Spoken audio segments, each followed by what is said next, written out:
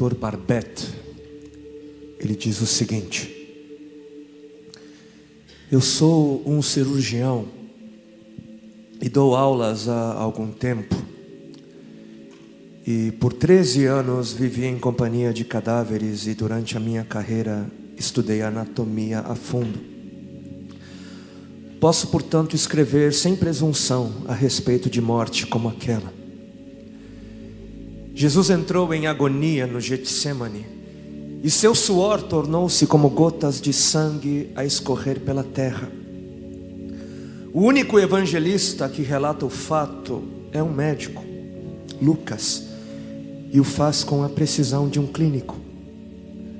O suar sangue, ou hematidrose, é um fenômeno raríssimo. É produzido em condições excepcionais, e para provocá-lo é necessário uma fraqueza física, acompanhada de um abatimento moral violento, causado por uma profunda emoção, por um grande medo. O terror, o susto, a angústia terrível de sentir-se carregando todos os pecados dos homens devem ter esmagado Jesus. Tal tensão extrema produz o rompimento das finíssimas veias capilares que estão sob as glândulas sudoríparas, e o sangue se mistura ao suor e se concentra sobre a pele, escorrendo então por todo o corpo até a terra. O terror, o susto, a angústia terrível de sentir-se carregando todos os pecados dos homens devem ter esmagado Jesus. Conhecemos a farsa do processo preparado pelos líderes religiosos, o envio de Jesus a Pilatos e o desempate entre Herodes e Pilatos. Pilatos teve que ceder e então ordenou a flagelação, o chicoteamento de Jesus. Os soldados despojam Jesus, tiram a roupa de Jesus e o prendem pelo pulso a uma coluna do pátio. A flagelação se efetua com tiras de couro múltiplas, sobre as quais são fixadas bolinhas de chumbo e pequenos ossos. Os carrascos devem ter sido 2, um de cada lado e de diferente estatura, e golpeiam com chibatadas a pele já alterada por milhões de microscópicas hemorragias do suor de sangue. A pele se dilacera e se rompe, o sangue espirra. A cada golpe Jesus reage em um sobressalto de dor. As forças se esvaem, um suor frio lhe impregna a fronte, a cabeça gira em uma vertigem de náusea, calafrios lhe correm ao longo das costas. Se não estivesse preso no alto pelos pulsos, cairia em uma poça de sangue. Depois o escárnio da coroação, com longos espinhos mais duros que os de acácia. Os algozes entrelaçam uma espécie de capacete e o aplicam sobre a cabeça de Jesus. Os espinhos penetram no couro cabeludo, fazendo-o sangrar, e os cirurgiões sabem o quanto sangra o couro cabeludo. Pilatos, depois de ter mostrado aquele homem dilacerado à multidão feroz, o entrega para ser crucificado. Colocam sobre os ombros de Jesus o grande braço horizontal da cruz, que pesa uns 50 quilos. A estaca vertical já está plantada sobre o Calvário. Jesus caminha com os pés descalços pelas ruas de terreno irregular, cheia de pedregulhos. Os soldados o puxam com as cordas. O percurso é de cerca de 600 metros.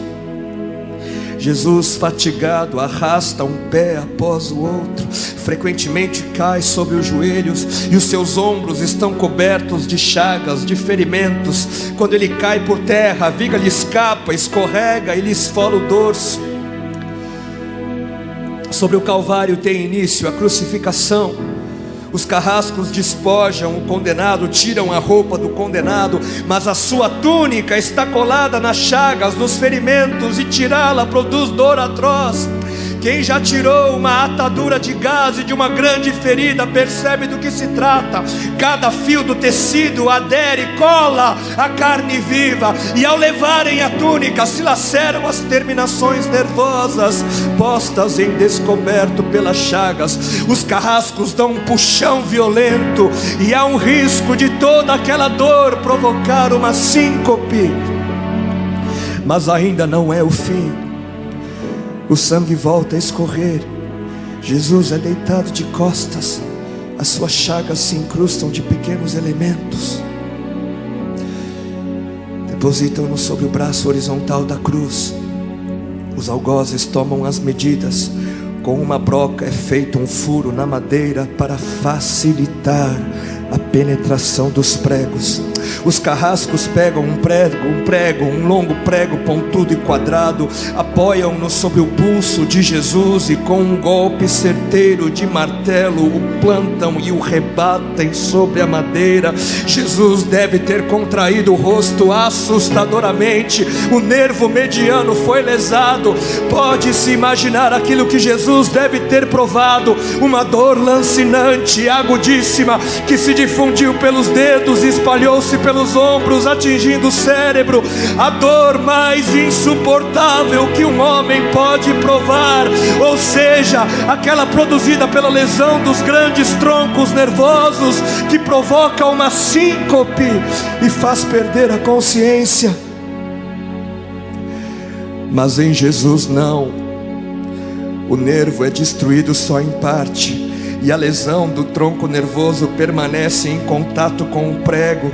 E quando o corpo for suspenso na cruz, o nervo se esticará fortemente como uma corda de violino esticada, e a cada solavanco, a cada movimento, vibrará, despertando dores dilacerantes. Elevam a Jesus. Os ombros da vítima esfregam dolorosamente sobre a madeira áspera. As pontas cortantes da grande coroa de espinhos penetram o crânio. A cabeça de Jesus inclina-se para a frente, uma vez que o diâmetro da coroa o impede de apoiar-se na madeira. Cada vez que o mártir levanta a cabeça, recomeçam pontadas agudas de dor. Pregam-lhe os pés. Ao meio-dia, Jesus tem sede. Não bebeu desde a tarde anterior e estava desidratado pela perda de tanto sangue. Seu corpo é uma máscara de sangue. A boca está semiaberta e o lábio inferior começa a pender. A garganta seca lhe queima, mas ele não pode engolir, tem sede. Um soldado lhe estende sobre a ponta de uma vara uma esponja com bebida ácida de uso entre os militares. Tudo aquilo é uma tortura atroz. De repente, um estranho fenômeno se produz no corpo de Jesus. Os músculos dos braços se enrijecem em uma contração que vai se acentuando, os bíceps esticados e levantados, os dedos se curvando. É como acontece a alguém ferido de tétano, a isto que os médicos chamam de tetania. Quando os sintomas se generalizam, os músculos do abdômen se enrijecem em ondas imóveis. Em seguida, os músculos entre as costelas, depois os do pescoço e finalmente os músculos respiratórios se enrijecem. A respiração se faz pouco a pouco mais curta. O ar entra, mas não consegue mais sair. Jesus respira com o ápice dos pulmões. Tem sede de ar como um asmático em plena crise. Seu rosto pálido pouco a pouco se torna vermelho, depois se transforma num violeta purpúreo. Jesus é envolvido pela asfixia. Seus pulmões cheios de ar não podem mais esvaziar-se. A fronte está impregnada de suor. Os olhos saem fora de órbita. Mas de repente algo acontece. De repente algo acontece. Lentamente, com um esforço sobre-humano, Jesus toma um ponto de apoio sobre o prego dos pés. Ele esforça-se a pequenos golpes, se eleva ali aliviando a tração dos braços, os músculos do tórax se distendem, a respiração torna-se mais ampla e profunda, os pulmões se esvaziam e o rosto recupera a palidez inicial. Mas por quê? Por que este esforço? Por quê? Porque Jesus quer bradar: Pai, perdoa-lhes porque não sabem o que fazem.